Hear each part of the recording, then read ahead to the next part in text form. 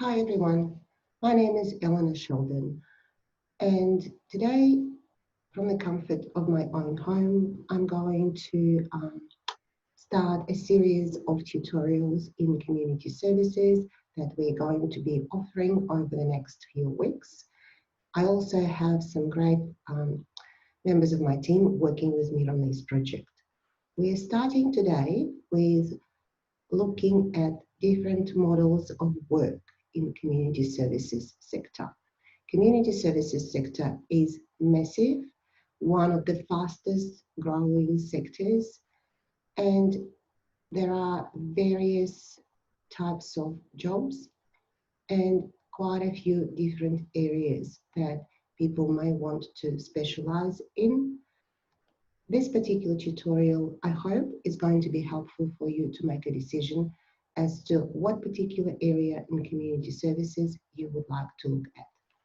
So here we start.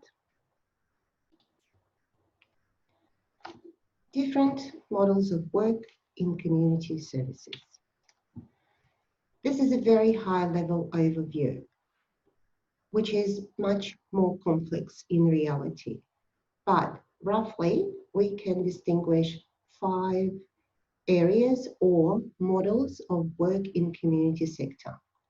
We are looking at case management, community development, social planning, health promotion, and community care. Each of these models can be further broken down, and we are going to look at it a little bit later on. The purpose of this presentation is to give you a general information as to what makes each of these models and have a brief discussion on what sort of skill sets and what sort of qualities people may need to be able to achieve successful career in these areas. The first model we're going to look at is case management. You see this very colorful definition. Case management is a collaborative process of assessment, planning, facilitation, and advocacy for options and services to meet an individual's health and social needs through communication and available resources to promote quality, cost-effective outcome. As you can see, there is quite a lot in this work, and a few important points that I would like to emphasize at this point in time. Firstly, it's a collaborative process. Case managers are not making decisions for clients. They have to collaborate with clients. And then what do case managers do? They do assessment, planning, facilitation, and advocacy. They help the client identify their problems, plan actions, facilitate, in other words, they help the client to make their own decisions, and contact other agencies and services and advocate for the client to ensure that the client has options and services to meet their needs. Communication is the key skill that is required for this job, alongside some specialized knowledge.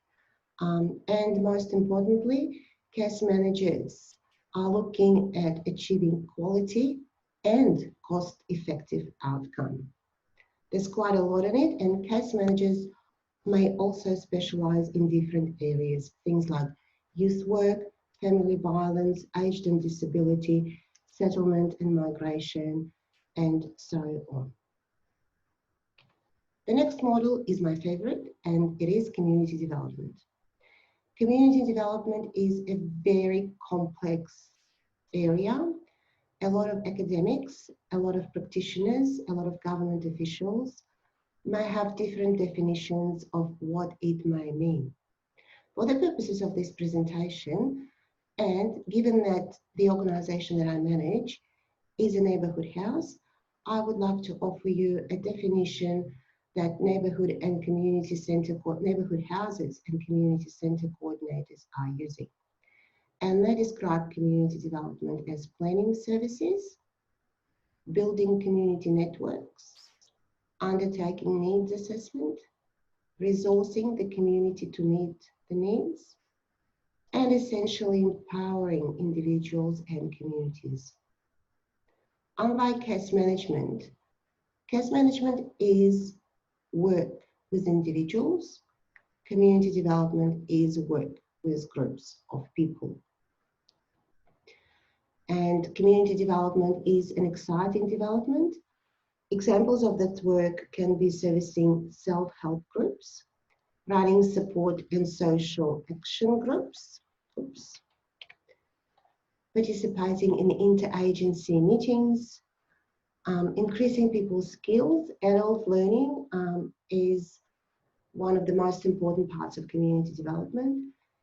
Trying to work together with the community to improve the quality of life, to define priorities, work towards social justice, so that communities can take action and make decisions for themselves rather than these decisions to be made for them by agencies and institutions.